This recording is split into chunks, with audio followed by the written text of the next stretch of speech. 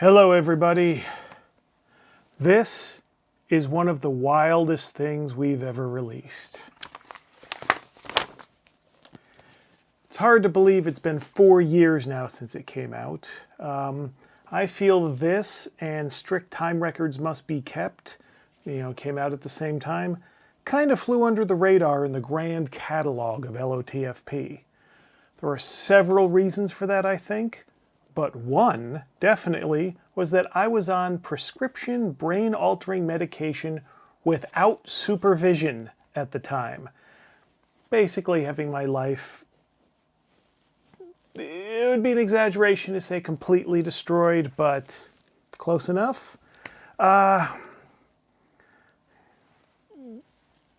You all in the US like to tell yourself that single-payer healthcare is the next best thing to heaven. But getting lost in the bureaucracy when you've been prescribed brain pills and the person supposed to be checking in on you leaves their position and isn't replaced, and you realize maybe you shouldn't be on brain-altering medication without supervision, so you just quit cold turkey, and there's nobody to tell you that's a very, very, very bad idea. So you get so behaviorally erratic that you end up alienating more people right out of your life forever than the whole Zach thing did in 2019. And I'm still recovering from my brain and body completely breaking down during that time. And there's not even some administrative higher-up to shoot and become a folk hero over it.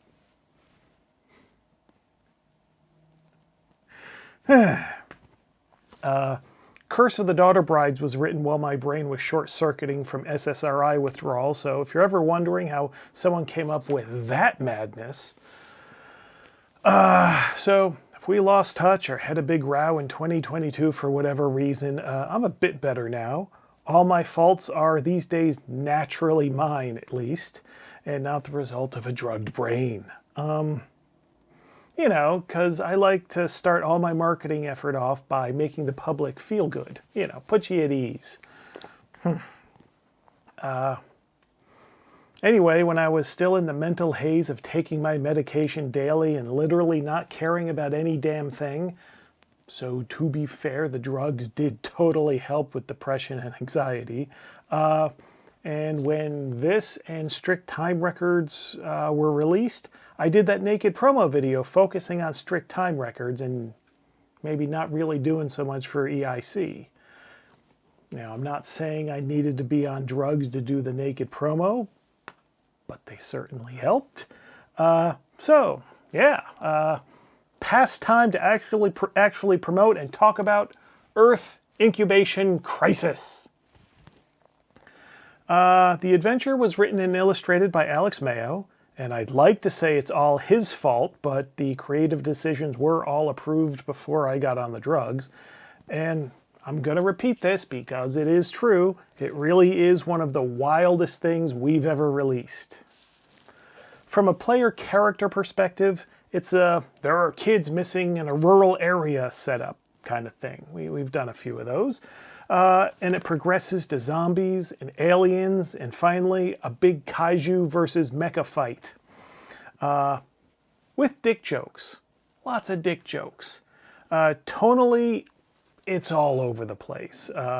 It's like, what if there was a Western adaptation of Ultraman as a movie, but it was early 70s Ralph Bakshi that ended up getting the license, so it ended up being this weird, sleazy animated thing.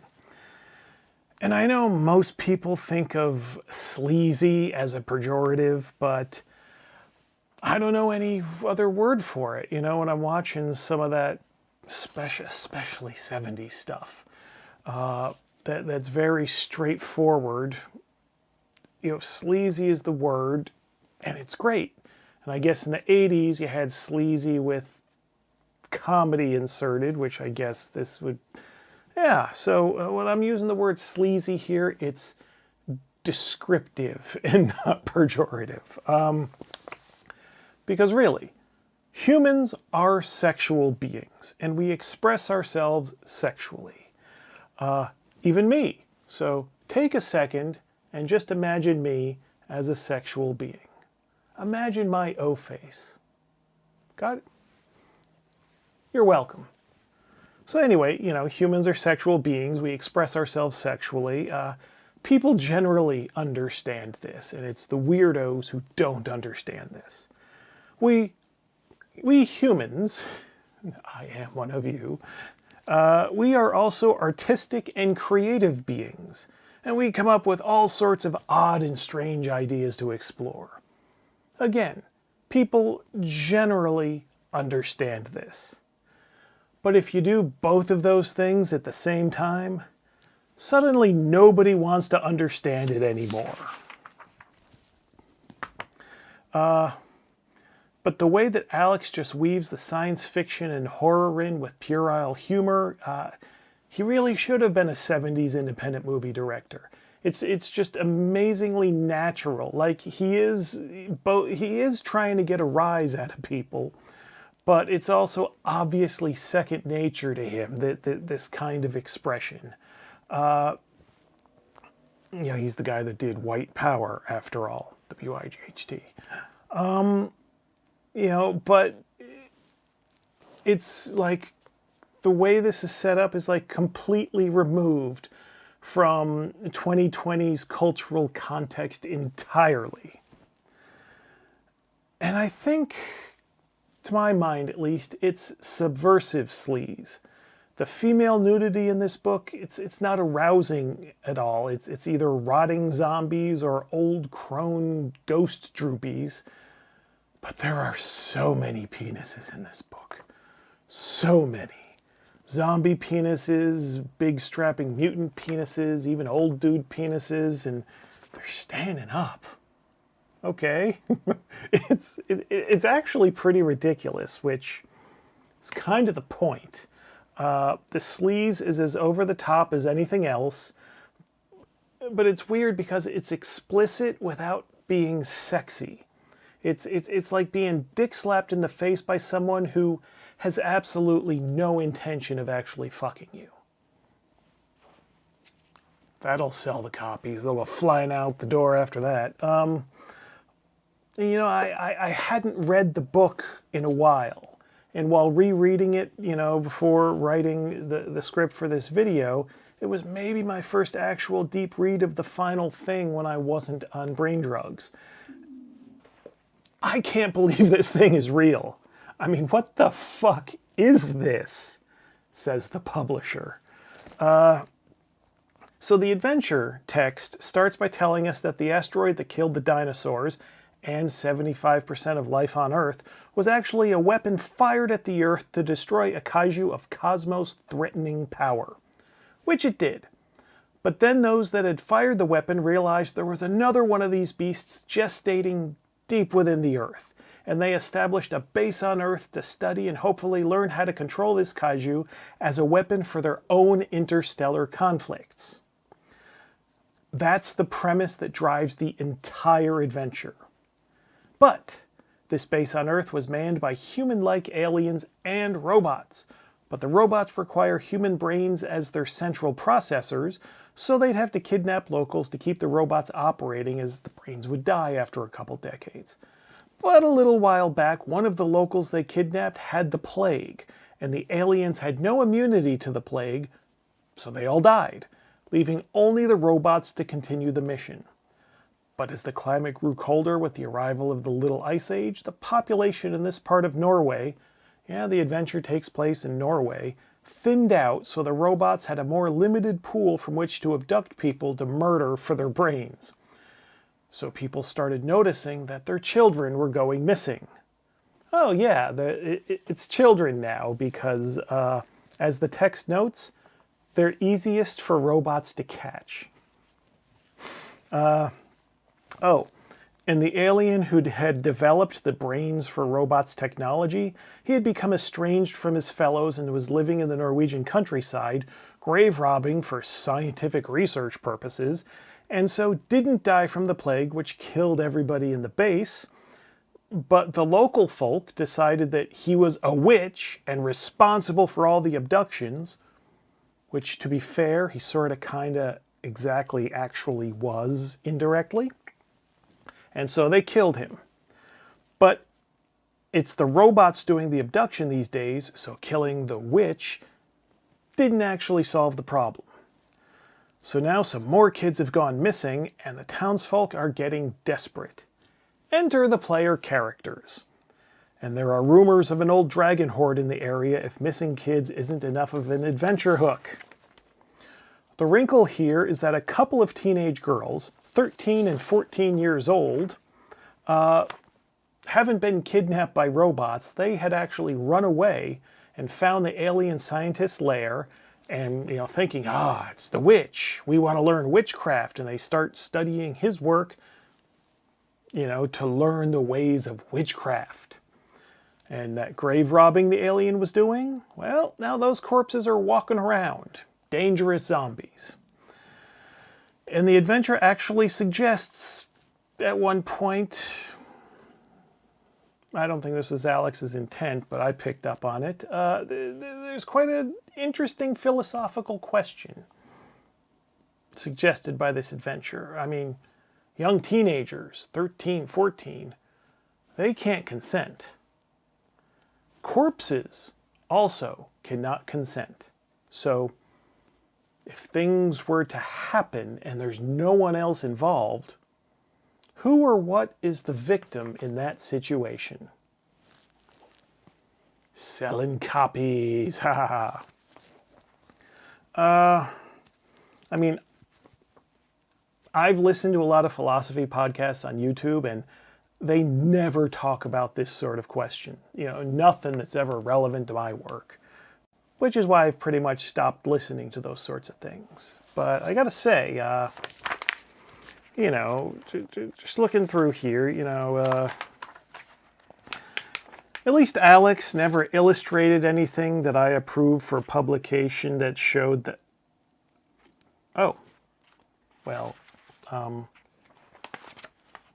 yeah. Sure. Moving on. So the adventure is a small sandbox area, and got a map there of the area, with fun bits and encounters having nothing to do with the main thrust of the adventure, or only tangentially related, but eventually the players are going to stumble across the relevant locations and people and situations. And that's going to eventually lead them to the alien base. The base is fully fleshed out with all sorts of technology the players can mess with, including putting their own brains, their characters' brains, into a variety of robot types which they can then still continue to play as their character. There's one little snag though, and it's the one thing I'm hesitant about spoiling in the whole adventure.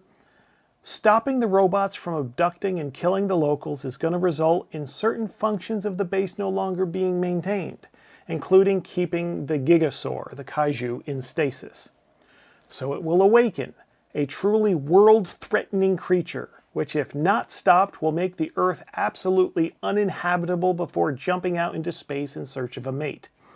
Upon hatching, it has a passive radioactive radius of 1 mile, and this is deadly, and this radius will grow as it does. The thing has atomic fire breath that does 2d4 times 1,000 hit points of damage to give an idea of how powerful this thing is. And there's not even a saving throw for half damage, so you're just screwed. Once that is awakened, there is no way to stop it. Well, there is one way to stop it. In the player's exploration, they're going to have heard about a legendary god giant, which, as it turns out, is a giant humanoid mech. Mecha, which is the singular, I don't know. There's a bit of a fuss to find and learn how to pilot that, and then we have a showdown of mecha versus kaiju with the fate of the world in the balance.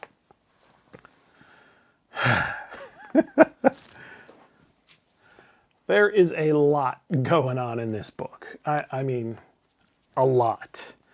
I wish it was a movie so I could watch Rich, Mike, Jay, and Jack collapse into existential despair trying to figure out how to talk about it. I'm tempted to label the whole thing gonzo sleaze, but there is a pretty clear separation of the sleazy grindhouse stuff and the big over-the-top Japanese fandom elements. Alex illustrated the book himself, and he has this underground comics with an X style that I think fits the material. Let me show you something that's not going to be a problem to show on YouTube. You know, where was I'm thinking of a specific thing, and I should have put a bookmark. But, you know, I think like the creepy stuff is suitably creepy. And the bang pow stuff is suitably kinetic. The monochrome orange, which is the color scheme throughout the book, gives the book a unique atmosphere. Alex is like Kelvin. I mean, I hope no one gets pissed that I'm phrasing it this way, but it's like you don't want to put up their art and frame it on the wall for everyone to admire, but it gets the job done in setting the tone and showing you what the hell all the crazy shit is in the adventure. There are artists with 10 times the technical ability working out there that makes art that just sits there with no life, just sucking all the enthusiasm out of whoever's unfortunate enough to look at it. Alex's work communicates shit. Oh, that's a tricky sentence. I said it right. Alex's work communicates shit. But of course, you could pronounce that another way. Alex's work communicates shit. But no, I had it right. I had it right the first time. Alex's work communicates shit. Emphasis is important. My creative involvement in this madness, that I recall anyway, it's been 4 years, and at a certain point I wasn't quite in my right mind, so if I'm misremembering anything, you can let me know in the okay, never mind, you can't. It was my suggestion to go all Palladium with the Gigasaur and God Giant numbers with loads of dice for missile attacks and exaggerated times 1,000 numbers for damage effects. And the cover art, I think that was me for the concept. I think so. But anyway, we got Yannick Bouchard to do a classy, slick technology piece with, of course, somebody in Shakespearean garb piloting. It's a cover you probably want to hide from your players if you're going to run it, because the aliens and kaiju and mecha stuff probably works best if it's all a surprise in the game. But in practical terms, if we sold a book on a witches and zombies premise and then buyers found out, surprise, giant robot fight, the complaint of bait and switch probably be perfectly valid. And as a marker for what Lamentations of the Flame Princess is, just having this cover among all the other things on the table at a convention or in the web store lets people know that they can't trust their first impressions of what all this game is.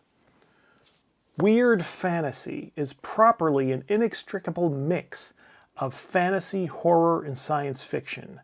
The separation of those things is a more recent thing that people did to try to ruin all three genres by making them more easily marketable to morons. And we don't do that here. We mix them up as God intended when we market to morons. The LOTFP logo is a projection on the window there. I think it's a brilliant touch.